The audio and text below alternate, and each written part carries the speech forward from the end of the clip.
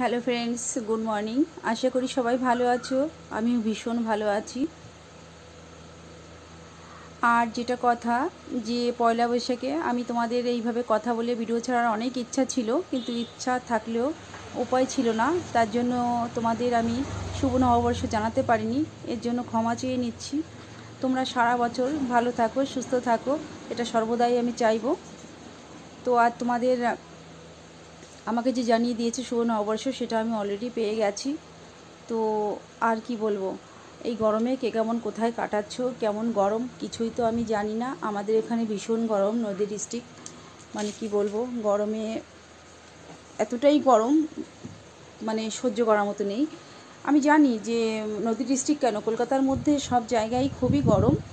তো এখানে গরমটা আসলে সহ্য করা যায় না।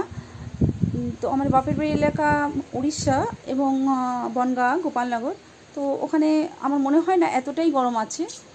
আর উড়িষ্যার ওয়েদারটা ভীষণ ভালো, ভীষণ ভালো, মানে 12 মাস কাল গরম খুব একটা থাকে না, খুব ভালো জায়গা ওয়েদারটা। এটাই বলবো যে গরমে নিজেদের খেয়াল রেখো। আর কি বলবো, মন যদি ভালো না থাকে ভাষা খুঁজে পাওয়া যায় না। তেমনি আমার অবস্থা। তোমরা ভালো থেকো, সুস্থ থেকো।